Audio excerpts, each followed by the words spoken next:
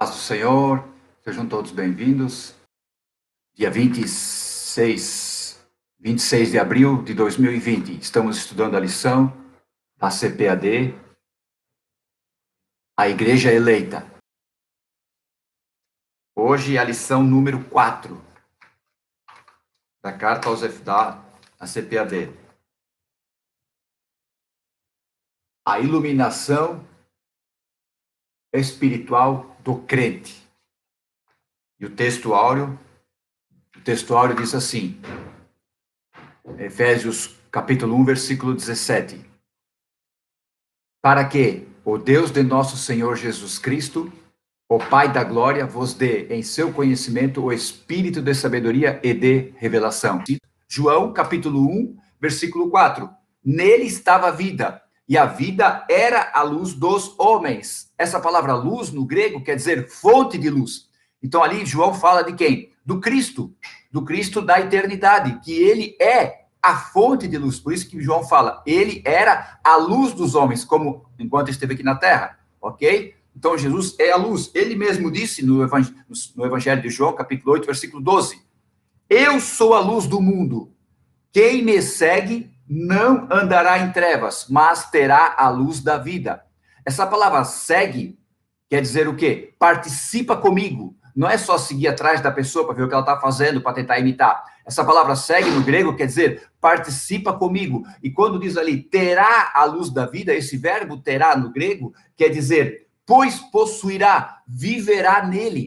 O corpo, que é essa carne, a natureza humana, ela se relaciona com o quê? Com o meio ambiente, com a terra onde é que nós vivemos, com o lugar que nós vivemos. Então, o corpo, e soprou Deus no homem, o homem foi feito alma vivente, a alma se tornou viva, porque Deus soprou o seu espírito em nós. Então, o espírito do homem é para ter próximo, e o nosso espírito é para se relacionar com Deus. Deus faz tudo perfeito, aleluia. Então, a partir daí que nós cremos que Jesus Cristo é o nosso Salvador, nós somos iluminados através do seu maravilhoso Espírito Santo. Nossa mente já se abre para as coisas espirituais. Paulo fala lá em Coríntios que o Deus desse século cegou o entendimento de quem? Dos incrédulos, para que não resplandeça a glória de Cristo. Então, enquanto a pessoa estiver incrédula, isso é, não está acreditando, então, obviamente, ela vai andar em trevas. Mas nós que cremos, como Paulo diz lá em Colossenses 1:13, olha que bacana, Colossenses 1:13, ele nos tirou das potestades das trevas e nos transportou para o reino do seu Filho, do seu amor. Esse tirar ali quer dizer resgatar. Jesus Cristo não tirou, ele nos resgatou. Por isso que lá em Apocalipse, capítulo 1, versículo 17, diz, eu tenho, ele falando para João, eu tenho as chaves da morte e do inferno. Então, Jesus desceu às partes mais baixas da terra e foi lá e pegou aquela chave, porque a morte e o inferno perderam a sua autoridade. Por isso que Jesus diz, eu tenho toda a autoridade nos céus e na terra. Toda a autoridade está com ele. Todo poder, quando fala de poder, no Novo Testamento, fala de quê? De autoridade. Então, toda a autoridade está com Jesus. Então, veja Jesus entrando nas regiões das trevas ali e com a sua chave, pegando a chave da morte e do inferno e abrindo as cadeias, abrindo as prisões, para que nós pudéssemos sermos livres. Isso é coisa linda, gente. Então, assim, vamos uma lição, vamos tentar correr aqui, que é muita coisa boa para nós falar nesta manhã. Vamos lá. Tópico 1. A esperança da vocação e as riquezas da glória. Esse é o tópico 1. A parte 1 do tópico 1 é ação de graças e intercessão. Paulo, no primeiro capítulo da carta aos Efésios, depois que ele relata as bênçãos espirituais nos lugares celestiais dos crentes de Éfeso que eles tinham, ele começa uma nova abordagem. Então, a partir do versículo 15, ele começa, pelo que, ouvindo eu também a fé que entre vós há no Senhor Jesus e a vossa caridade para todos os santos, não cesso de dar graças a Deus por vós, lembrando-me de vós nas minhas orações. Então, esse é o tópico, a parte 1 do tópico 1. Ação de graças e intercessão. Então, Paulo o que está fazendo? Está agradecendo, está louvando a Deus, está fazendo uma ação de graças. Pelo quê?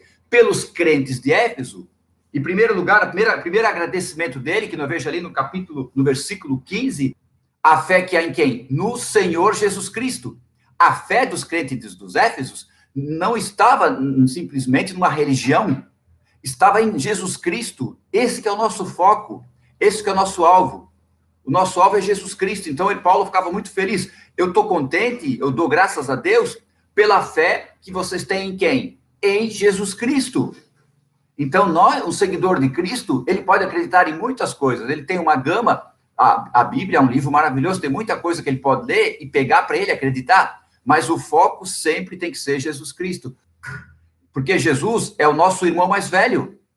Tá sabendo? Você que é cristão, que segue a Cristo, Jesus Cristo é o teu irmão mais velho. Como assim? Está lá em João, capítulo 1, versículo 12. Mas a todos aqueles que creram que Jesus Cristo é o Filho de Deus, todos aqueles que creram, Deus deu o poder, isso é autoridade, de nos fazermos filhos de Deus. Então, nós somos filhos de Deus porque cremos que Jesus é o Filho de Deus. Aí nós nos tornamos, você só é filho de Deus quando você crê que Jesus de Nazaré, o filho de José o carpinteiro, nasceu de Maria, de uma virgem, que ele é o Filho de Deus, aí sim você se torna filho de Deus também. Então, Jesus é teu irmão mais velho, ok? Então, todo aquele que entende que Jesus Cristo é o seu Salvador, ele se torna santo. Então, ele se torna separado, não se torna uma pessoa superior. Porque Jesus não veio pregar superioridade, que nós, os cristãos, os crentes, são melhor que os outros. Não, gente. Quanto mais a gente entende a vida com Deus, mais entende o que é o cristianismo, que é seguir a Cristo, mais humilde você se torna. Mais você vê que você não é merecedor. Um cristão que segue a Cristo, que frequenta uma denominação, que ouve a palavra, que se acha melhor do que os outros só porque é cristão, ele está errado. Ele está errado. Nós não somos melhores que ninguém. Não é o fato de eu ser cristão que eu sou melhor que alguém. Jamais. Jamais, nunca. Todos, olha que Paulo fala em Romanos, porque todos pecaram e carecem, necessitam da glória de Deus. Tá entendendo? Então ninguém é melhor do que ninguém. Uma religião não faz a pessoa melhor do que a outra. Jamais.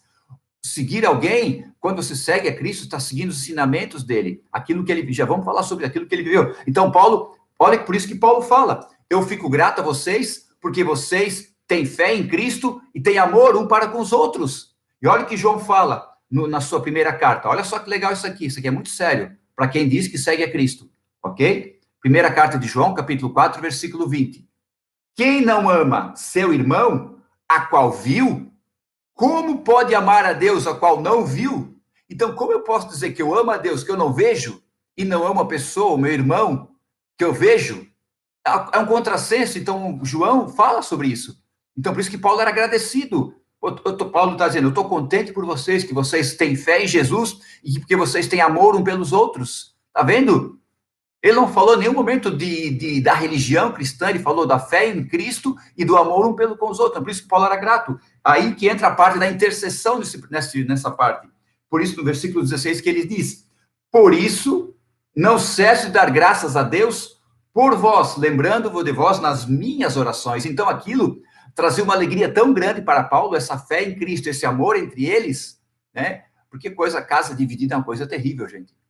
Casa dividida é uma coisa terrível. Pessoas que não se falam há muitos anos porque falta perdão, isso é terrível, é muito triste.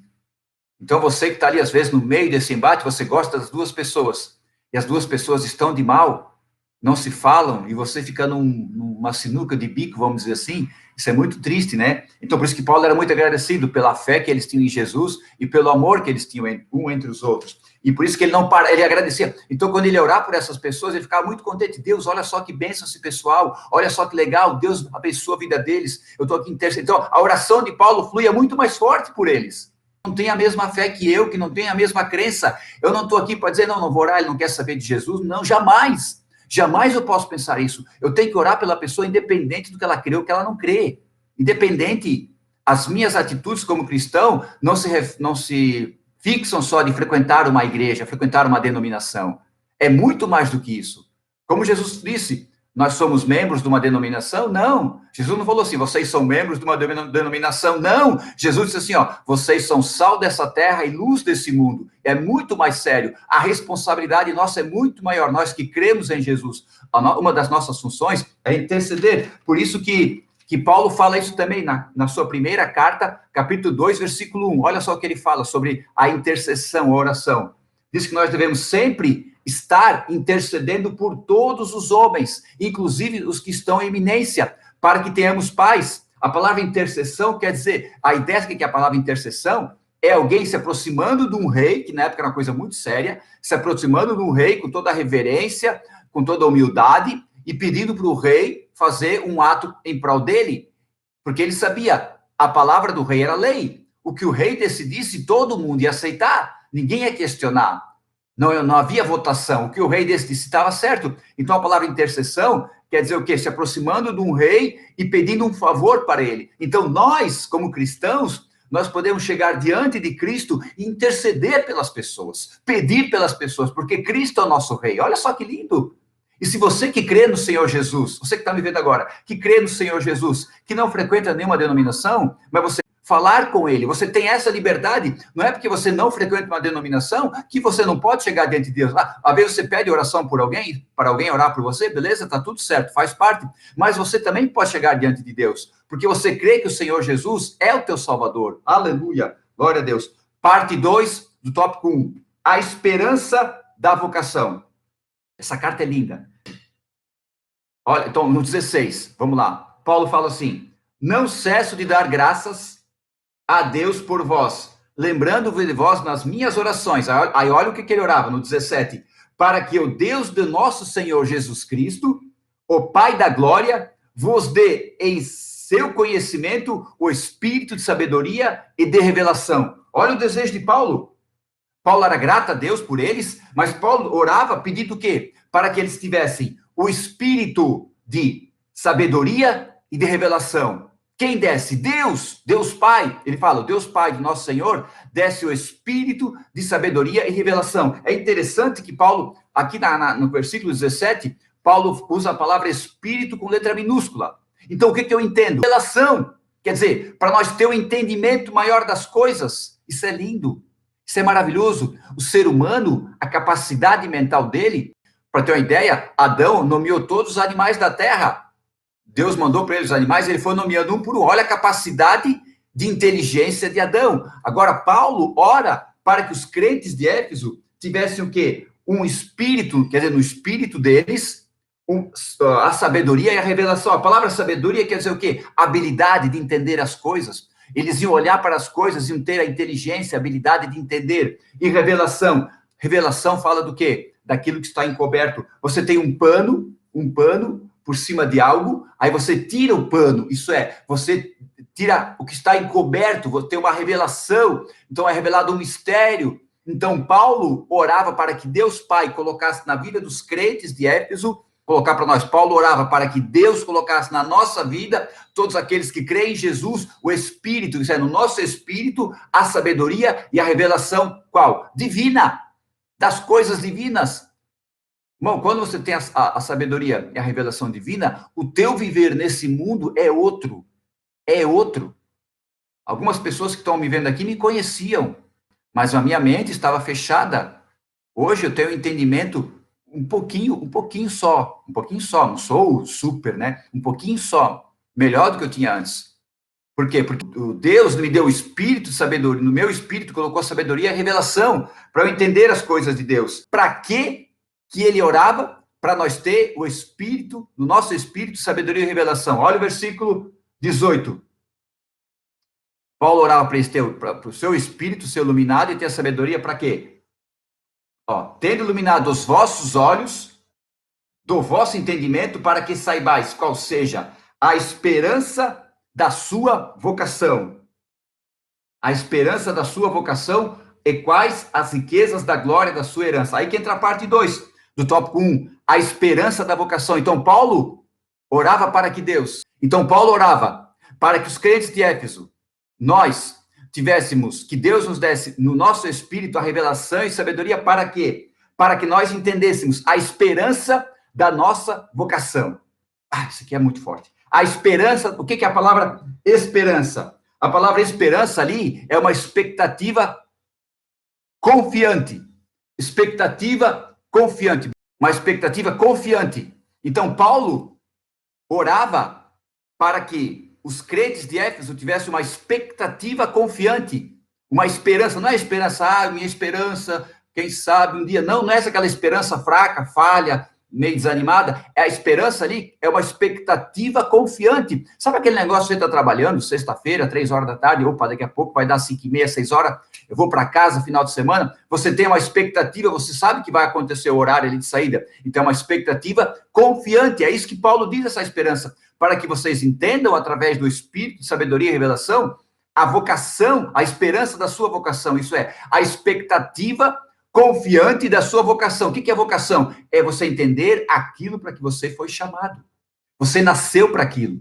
Vocação fala de chamada, fala daquilo que você nasceu para fazer, para o reino de Deus, ok?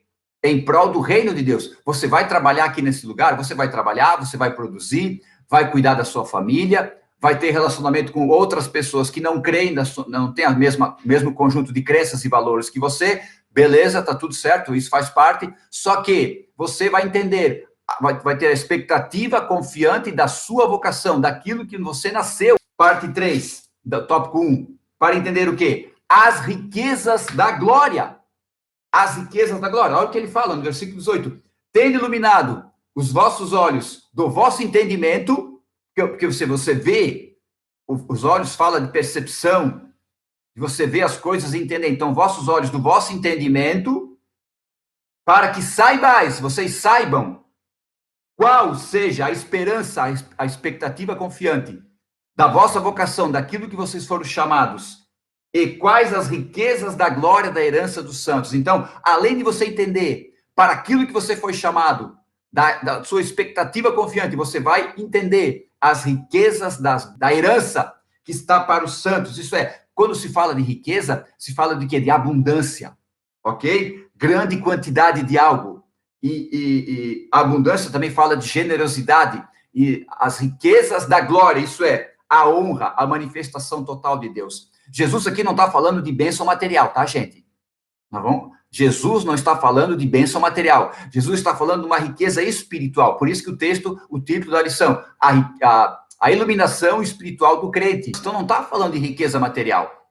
Não está falando. O próprio Jesus disse em Mateus 6:33, buscai em primeiro lugar o reino dos céus e a sua justiça, e estas coisas vos serão acrescentadas. Que estas coisas são essas? O comer, o vestir e o beber. Está ali no contexto desse capítulo.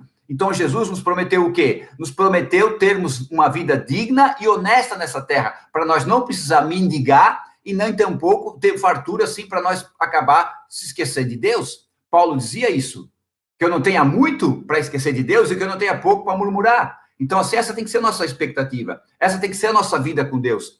Deus pode nos enriquecer? Pode, mas isso tem que ser em prol do reino dele, tá? Deus pode enriquecer? Pode, mas se o teu coração estiver voltado para o reino e tu saber que todas as tuas riquezas, tu vai abençoar tua família, tu vai abençoar teus filhos, vai dar uma condição melhor de vida para eles, sim, mas tu sabe que tu vai poder abençoar o reino também, gente. Tá entendendo? As riquezas materiais nessa terra vão se acabar, vão se acabar. O dia que Jesus voltar, isso não vai valer de nada, nós vamos para a glória e vai ficar tudo aqui. Então, Paulo queria que eles entendessem essas riquezas da glória, ok? Da sua herança. A palavra herança quer dizer presente, o algo que está guardado. Você sabe, você que é filho, que tem seus pais, sabe que um dia eles, não, infelizmente, um dia eles não vão estar mais aqui, você vai receber uma herança, você tem certeza dessa herança. Muito mais as coisas de Deus, a esperança, a expectativa confiante, porque o nosso entendimento entendesse a nossa chamada e a nossa vocação. Para quê?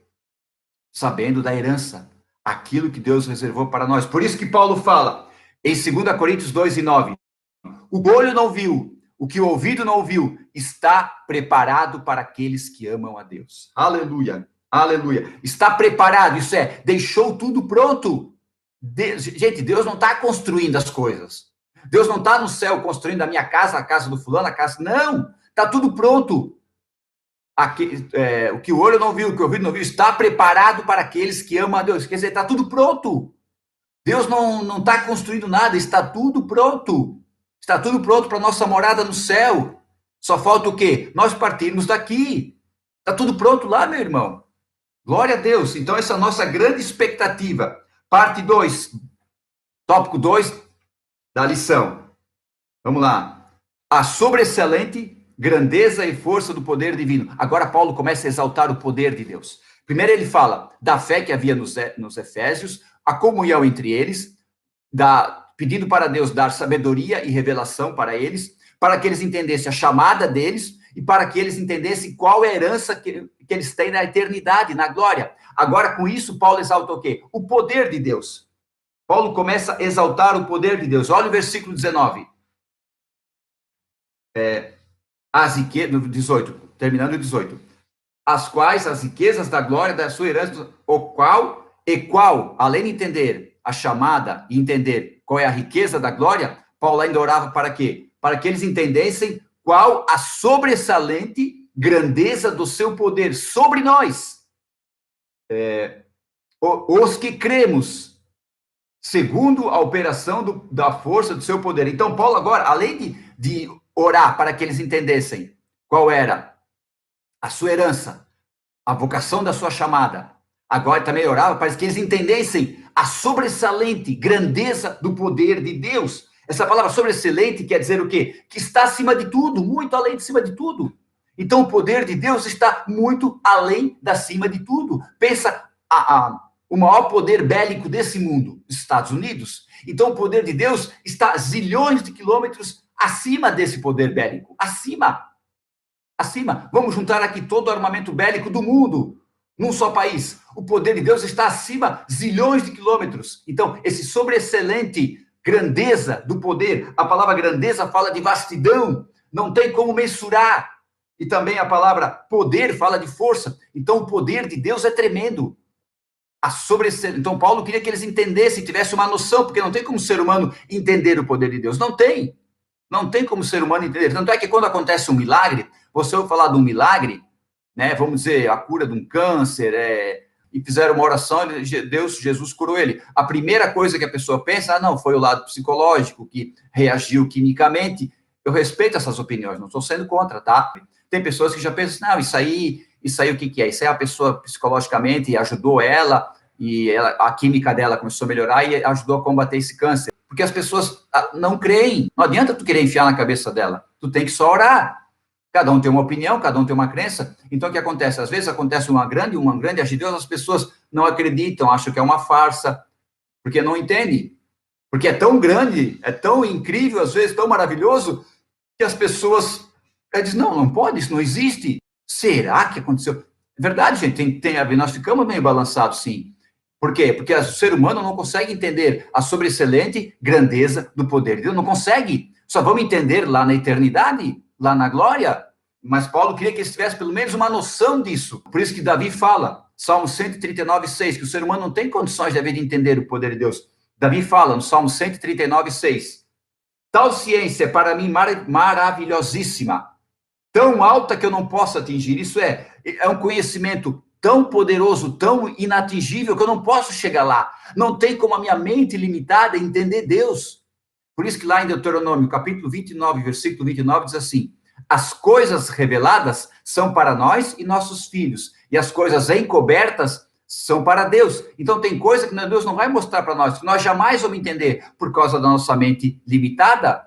A própria palavra, às vezes tem coisas ali que parece que não fecha, não bate, por quê? Porque a nossa mente é muito limitada.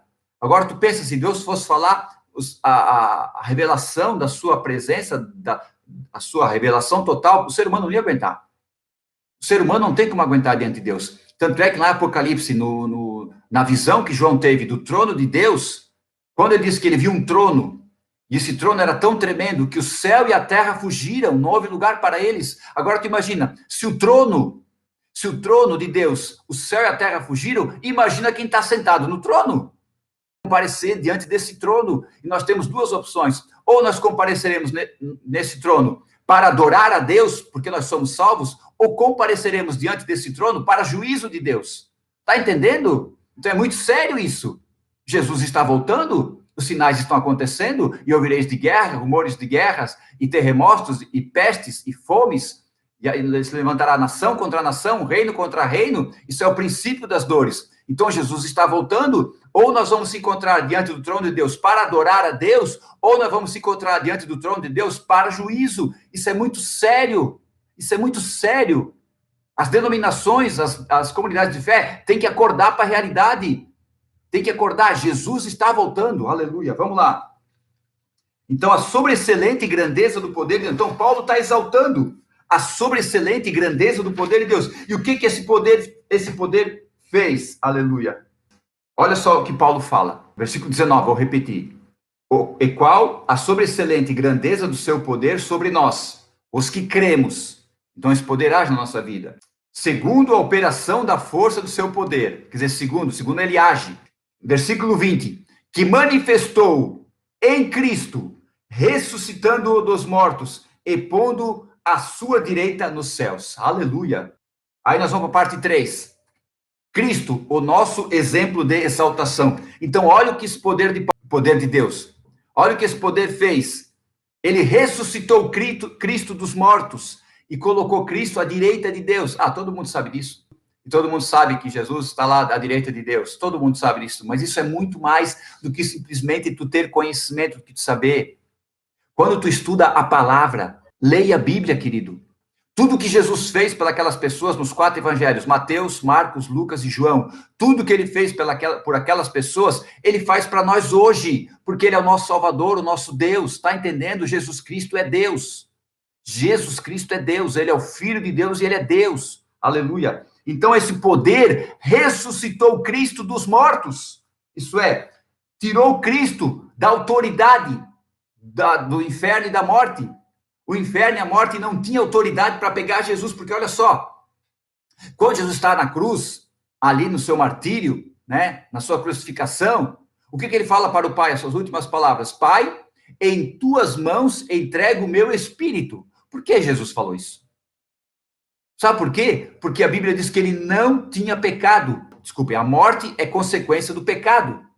Então, nós morremos porque nós somos pecadores. Esse corpo está contaminado com o pecado. Nós estamos salvos da ira de Deus, livres do pecado, sim, mas nosso corpo tem a tendência de pecar. Por isso que Paulo fala, o bem que eu quero fazer eu não faço, e o mal que eu não quero fazer, esse faço. Então, nosso corpo, a tendência é a pecar. Aí o que acontece? Jesus tem que entregar-se.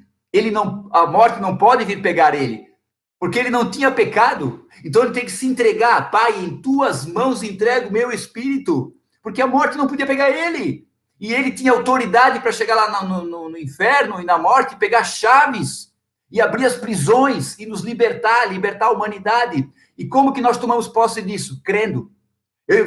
Vamos imaginar aqui, ó, e com a chave, e ele abrindo os portões, dizendo, vocês estão livres, pode sair. Vamos supor que ele não abre a porta, ele só destrava. Quem tem que abrir a porta e sair sou eu.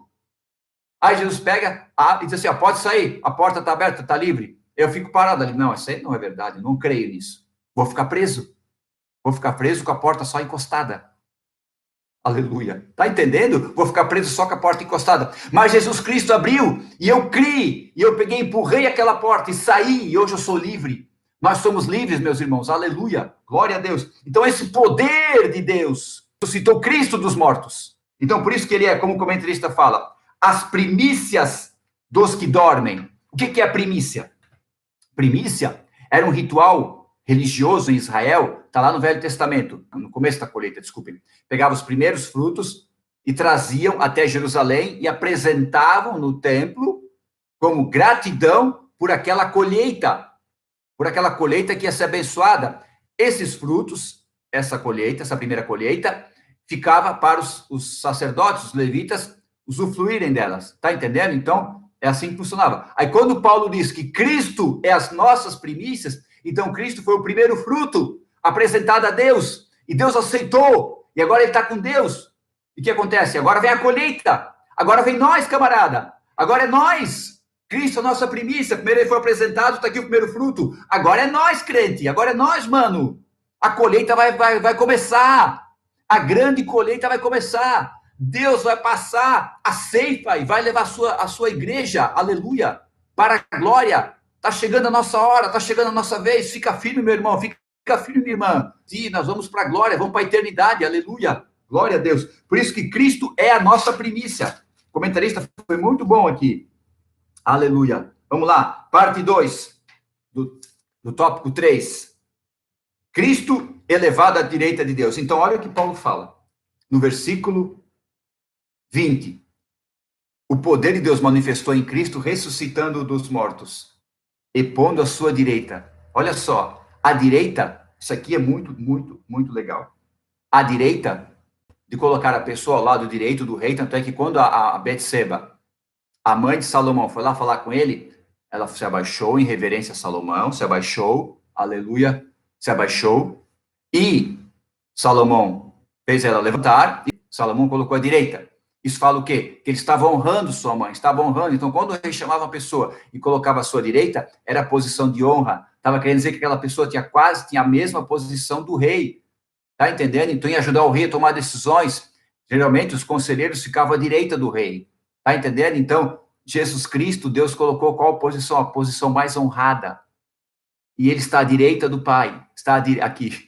Está à direita do Pai, intercedendo por mim e por você. Por isso que João fala, filhinhos, na sua primeira carta, filhinhos, não pequeis, mas se pecardes, temos um advogado perante o Pai, Jesus Cristo, o justo. Aleluia, aleluia. Tá vendo, meu irmão? Meus irmãos que me ouvem aqui, me veem. Jesus andou nessa terra. Os cientistas não creem que ele era filho de Deus, que essa coisa toda, mas eles creem que existiu um Jesus histórico, tá? Isso eles creem, o Jesus histórico existiu, mas eles não creem que ele era filho de Deus, mas nós o que cremos, aleluia, nós cremos, glória a Deus, porque nós cremos, e esse mundo vai tomar um susto tão grande, quando Jesus voltar e buscar a sua igreja, vai tomar um susto tão grande, mas tão grande, gente, vai ser um apavoro, e nós não vamos ver isso, nós não vamos ver isso, por que não vamos ver? Porque nós vamos estar com ele na glória.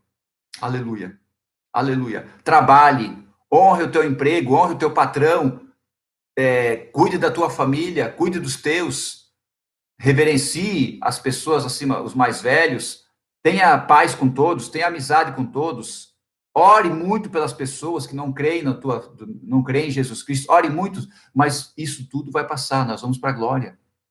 Tenha uma vida em paz, em harmonia com as outras pessoas, né? Mas nós vamos para a glória. Aleluia. Então, Cristo foi colocado à direita. Então, esse poder é tão tremendo que Cristo foi colocado à direita. Então, Deus honrou a Cristo. Por isso que Paulo fala lá em Filipenses, de sorte que haja em vós o mesmo sentimento que houve em Cristo Jesus, que sendo em forma de Deus, não teve por usurpação, isso é, querer tomar, não teve por usurpação ser igual a Deus, mas aniquilou-se a si mesmo. Olha só a humilhação de Cristo. Aniquilou-se a si mesmo, tornando-se em forma de servo, a palavra servo ali quer dizer escravo, fazendo-se semelhante aos homens, por isso que ele pode interceder por nós, porque ele sentiu tudo que nós sentimos, achado na forma de homem, humilhou-se a si mesmo, sendo obediente até a morte, morte de cruz, pelo que também Deus o exaltou, aqui começa a exaltação de Cristo, pelo que Deus o exaltou soberanamente, e lhe deu um nome que é sobre todo nome, aleluia. Glória a Deus. Parte 3, do tópico 3. Cristo exaltado em sobremaneira. Então, Cristo foi exaltado, como acabamos de ler aqui, na carta aos Filipenses.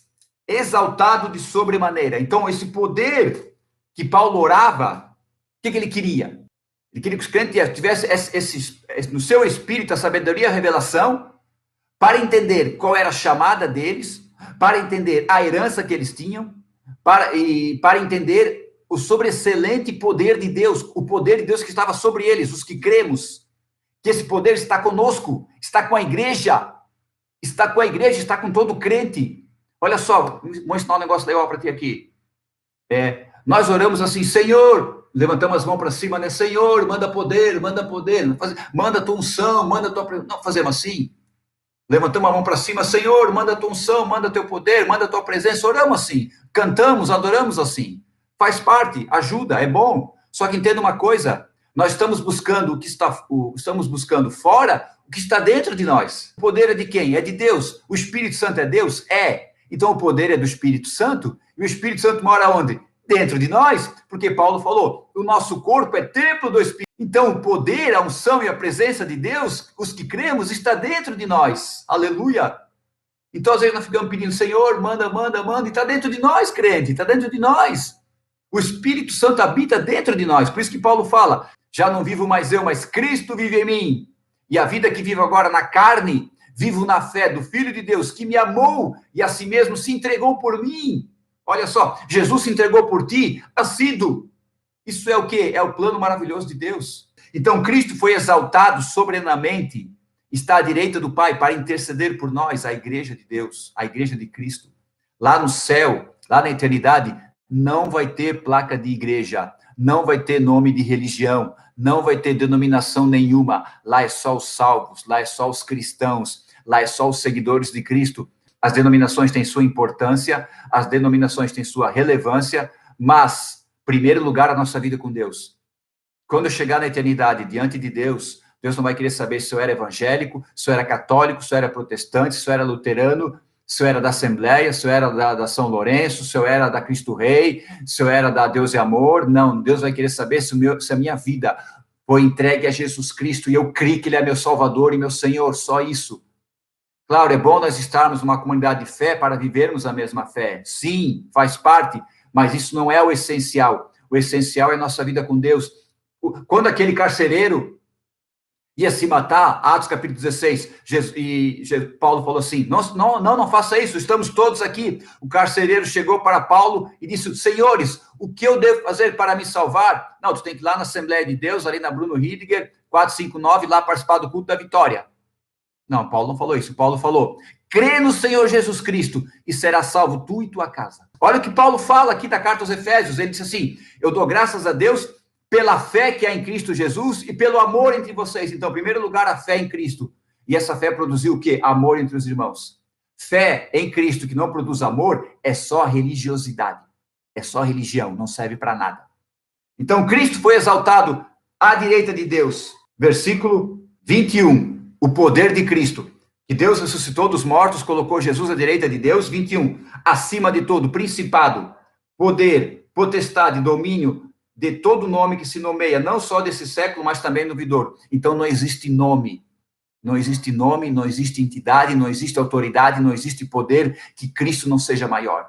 Por isso que nós falamos assim, em nome do Senhor Jesus, porque estamos usando o poder de Deus e a autoridade que é no nome de Jesus. É no nome de Jesus, porque eu estou usando o poder de Deus, que é a palavra, e a autoridade do nome de Cristo, que Jesus disse, no meu nome expulsarão demônios, no meu nome orarão pelos enfermos, no meu nome pegarão em serpentes, no meu nome anunciarão o evangelho, no nome de Cristo. Se eu chegar oferecendo uma placa de igreja, eu estou sendo um religioso. Em primeiro lugar, eu tenho que oferecer a Cristo. Não adianta eu dizer, vem para a minha igreja, e eu tenho que apresentar Cristo.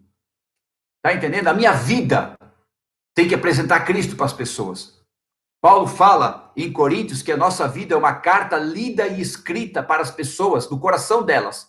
Então, quando eu ando, quando eu falo, estou no meio das pessoas, a minha vida é uma carta lida e escrita no coração delas. O que elas estão lendo quando elas me veem? Elas estão lendo o quê? Estão lendo uma carta boa, uma carta ruim quando vê o Alfredo?